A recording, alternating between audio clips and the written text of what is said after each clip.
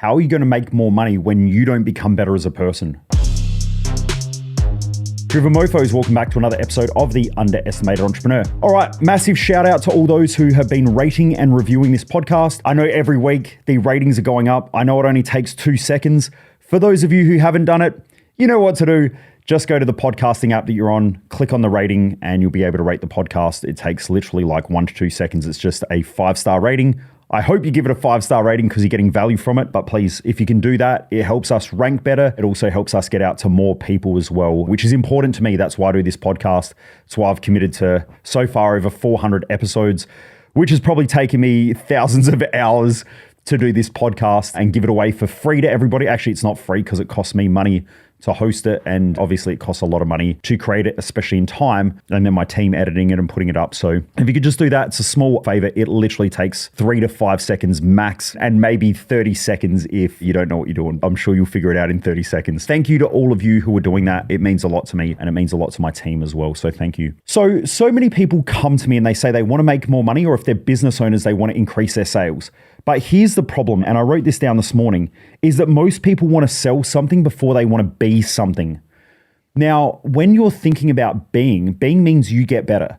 So today, when you wake up, if you're a business owner, are you focused on making money, sales, driving profitability? Are you focused on all the heavy, hard shit and not looking at yourself in the mirror and saying, how do I get better? If you're not a business owner, are you waking up and going, I've got to go to work, I've got to do this because I've got to make money, I've got to produce an income, I'm trying to get ahead financially? Or are you stopping and looking at yourself in the mirror and saying, how do I become something better? Because normally what you'll find is that in society, value follows worth. Now, this isn't always the case. There's exceptions to the rules, right?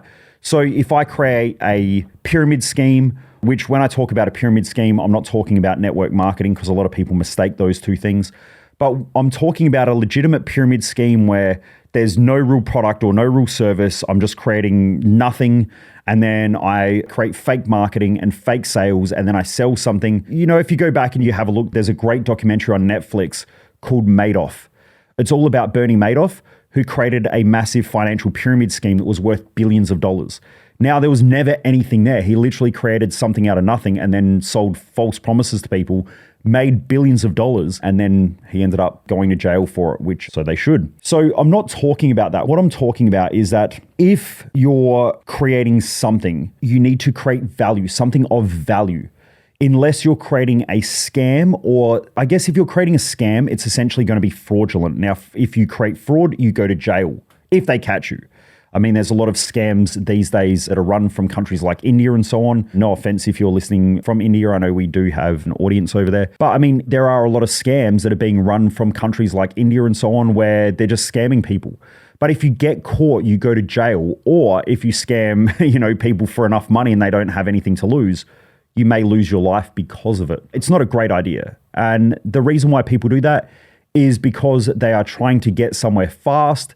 They are skipping over the process of becoming better. Now, I'm not talking about that. I'm not talking about scams. I'm not talking about fraud. What I'm talking about is I'm talking that value follows worth.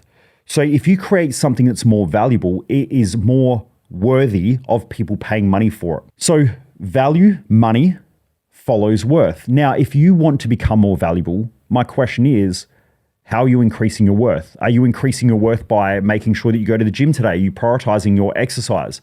Are you prioritizing your mindset? I know that the more I work on my mindset, the more I invest in my mindset, the more I learn, the more I grow, the more I lead people, the more effective I am, the more money I make. The more confident I become, the more money I make. The more courage I have, the more money I make. The more I can think through problems. And the faster I think through problems, the more money I make. The more I connect with high level and intelligent people, the more money I make. The more I can help people solve problems, the more money I make. So most people don't think about this. They just go, well, I need a product or I need a service, or if I get paid and I go to a job, I have a job, therefore I should be getting paid. Now, Australians are probably some of the worst people for this. Now, I love Australia because There are a lot of Australians who are extremely hardworking. I come from a blue-collar family and a blue-collar background, and hard work, I think, is essential. So I wouldn't have learnt my work ethic if it wasn't for the blue-collar work ethic. But in saying that, a lot of blue-collar people work really, really hard. They just don't work smart because they don't increase the value that they create in their own knowledge and their own mindset. And so they just keep working really, really hard with their hands. And by the time they're 45, 50, 60, their bodies are just disintegrating, and then their value goes down. You know, if you're a 65-year-old bricklayer, your value is going to be way less than a 25 or 26-year-old bricklayer that just slams bricks on their shoulders, you know, lifts up heavy wheelbarrows. All of those things, your value will go down because your physical body deteriorates. So in that time frame, you should have been working on your mindset. You should have been building a better business. You should be leading people more effectively. You should be a better team player, a better manager. All of those things, that's how you create more value. So it all comes back to you, your value, and your worth. Now, once again, if you're a bricklayer that doesn't focus on their body, they might be 35 and their whole body's disintegrated because now they've got back pain, hip pain, they can't do as much work. So now their value is going to start to go down. Whereas if they had invested in themselves, gone and done some Pilates classes, made sure they got massage every week, it's a small investment for a massive long-term financial growth. Most people just don't think like this. You know, I see people every week that are like that. You know, you say to somebody, you should invest $1,000 in learning something. And they go, oh, that's expensive. But if you have a look, they might spend maybe $3,000, $4,000, $5,000 a year on alcohol, which is crazy. People in low socioeconomic areas tend to spend more money on gambling. People in low socioeconomic areas will sink billions of dollars in Australia into gambling in the hope of getting rich instead of actually putting that money towards being better. Don't do that. It's not an intelligent way of living. The best thing that you can do is invest in yourself, because the better you become, the more valuable you become, the more valuable you become, the more money you make. But most people don't think about being valuable creates a valuable life. They think a valuable life creates their value. It's 180 degrees around. I've been fortunate enough now to meet Richard Branson twice. And I remember one of his key quotes. He said, if you look at what most people do and do the opposite, you'll probably have a greater chance of success. Now, what does he mean? He means that most people do things back to front. So what I'm talking about today is really think about your value and your worth. Like, if you want to increase sales, are you working on you? If you want to increase your money, are you working on you? Are you figuring out where you're reducing your self-worth? You can make good money for a couple of months. But if you're doing it at the expense of your health by overworking, and you're doing it at the expense of your mental health by burning yourself out, after a couple of months of doing that, you're going to have to take that money and reinvest it either in some form of physical therapy, because you're probably going to blow your back out. In fact, I worked with a client last week who is a large business owner. He came to me and he's got really, really bad back pain. And he was telling me about it. He's like, I've been seeing the physio, you know, I've gone to the doctor, now I'm on pain medication. And I said to him, how often do you go for a walk throughout the day? And he said, I don't have time for that. And I said, but you got time to go to the doctor, right? And he said, oh, well, yeah, sort of. And I said, how much does the pain in your back distract you from your focus throughout the day? And he said, well, quite often. It fucking hurts all day. And I said, do you think that the reason why you have back pain is a lack of paracetamol or a lack of painkillers in your bloodstream? And he said, well, no, that's fucking stupid. And I said, well, I know it is. Then why do you think that painkillers and paracetamol are the solution? And he stopped and he was like, well, they're not. And I said, so then why do you keep going back to the doctor and getting more painkillers and shit like that? That's not the solution. So stop fucking doing it. And then I said, how long do you sit down for throughout the day? And he said, well, it's most of the day. I'm on the phone. I said, okay, cool. So you're on the phone for most of the day. You're sitting down most of the day. Based on my experience in physical rehab from working in a medical center for multiple years and from being a personal trainer and working in strength and conditioning and so on, and someone who's exercised since I was 13 years of age and now is 40, I can tell you right now, your glutes probably aren't working properly because you're sitting down all day, right? And your back is over responding because it is the strong part of your body. So therefore, I would be standing up more. I would be going for more walks throughout the day. Now, you might be thinking that taking 30 minutes out twice a day to go for a walk is probably not effective. But if you're consistently being distracted by the pain in your back, you're already losing an hour's worth of work. That's dumb. The second thing is, if you were to die tomorrow, would you look back at yesterday and say, yesterday I had a fucking great day? Or are you going to look back and go, yesterday was a shit day because my back killed all day long? And he said, well, probably that. And I said, well, then What are you working so hard for? This is stupid. Your self-worth is based on money. And you think that business growth gives you validation instead of creating validation, which then allows you to create a valuable business because that's what you love to do. I said, I love to work in my business, but I will not take business over exercise. Every now and again, I might have to, but I won't. I'm about to go for a walk after this, actually. After I record this episode, I'm about to go for a walk because I've got a day of back-to-back coaching. It's just silly. It is silly to think that most people validate themselves by achievement instead of validating themselves by being a better person. The better you become, the more valuable you become. Now, does that happen immediately? No, that's why most people don't do it, because most people seek immediate gratification. They stand there and they go, well, I can't take half an hour out of my day to go for a walk. That's okay. Just keep working for the next 2 to 3 years and see what happens. You're going to feel more shit. You're going to feel more tired. Your health is going to deteriorate. And then what happens? You're going to do it then? People have life back to front so badly. Like I said, most people want to sell something before they be something. Now, if you're selling yourself in the marketplace as an employee, now that's essentially what you're doing every day. Like if you rock up and you're an employee, you have to sell yourself. You have to sell the ability that you can get work done, that you can achieve the outcomes, that you can create profit for the company. That's what creates a valuable employee. Now, if you're a valuable person as a business owner, then you have to create value in the business. Now, do I want to work with someone who is more enthusiastic, who can have a laugh, who rocks up and they look fit and they look healthy? I'm going to trust them more because humans innately, we know whether someone is healthy or not. We know whether someone is fit or not. We know whether someone is attractive or not. We know whether someone is beautiful or not because they have a way of looking after themselves. So if you want to make more money, be more attractive to others. Be more attractive because you're looking after yourself. You're more effective in what you do. Now, attractiveness, it depends on most people, but very few people, if they're mentally healthy, find someone who is morbidly obese attractive. Very few people will ever do that, right? They just won't. Just like if someone rocks up in a car that's covered in mud and covered in dirt, they won't find that car as nice as a freshly clean car. Why? Because we are drawn to things that are beautiful.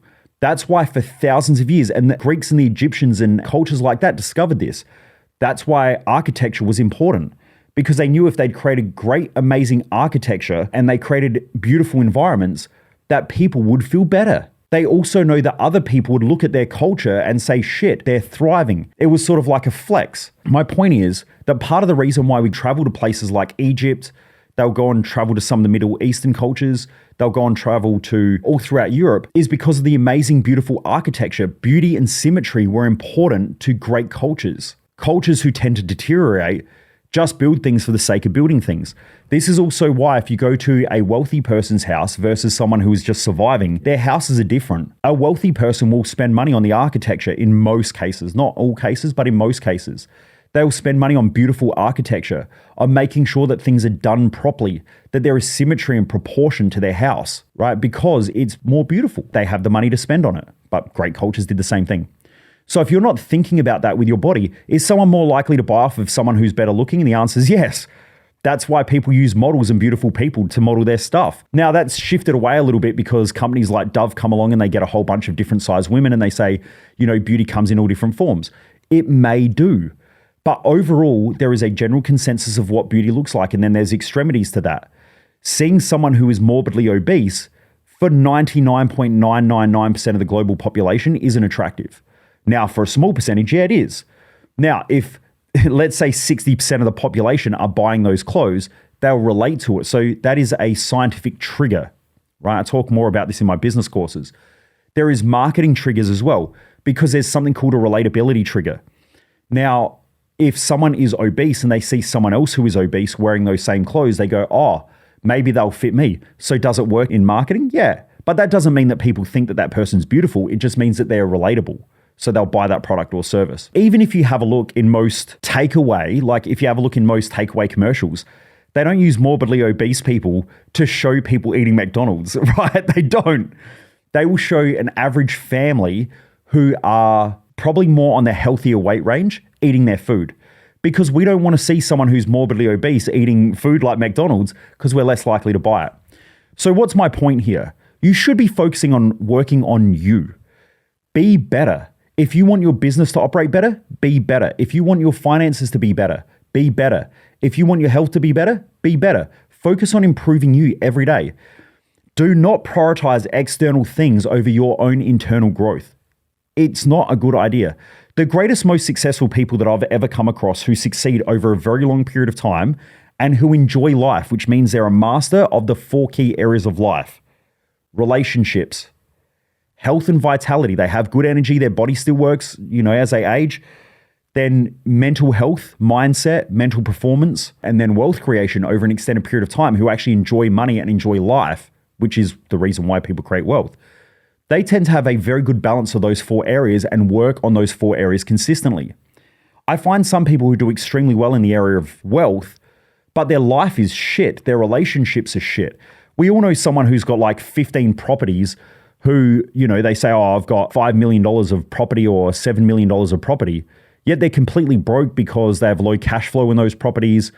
They're looking at capital growth of the property. They live like a poor person most of their life. They don't like spending anything. For what? Their validation comes through a piece of paper that tells them a net worth. Who cares? It's just dumb. It's stupid. The same as someone who has great health, but is highly narcissistic in regards to the way that they look. And so they train all the time, they exercise all the time, but they can never go out, they can never eat food, they don't connect well with people, so they push away relationships. Mentally, they're mentally unstable because they compare themselves to others all the time. It just doesn't work well, right? The bodybuilding industry used to be like that, and it probably still is to a heavy extent. Now, people who are at a high level in their sport, you have to be high level narcissistic to achieve at a very high level in the top like point something percent of any field. Because you've got to put yourself first. You have to prioritize your sport. But after they finish competing, normally they have to balance themselves out quite a bit. Most people don't do that, especially I've found in the bodybuilding industry. They just stay at it for a long period of time. It pushes a lot of people away. Now, some people love it. Most people do it because they're insecure. And it's destructive to relationships. It's destructive to their mental health and so on. So just remember, the more you better yourself, the better your life becomes. But you have to better all areas: mindset, health and vitality, your relationships, communication skills, leadership, management, all of those things, anything dealing with people. And then finally, wealth creation. You've got to have a good structure, but you also have to enjoy life. And there's a balance point there.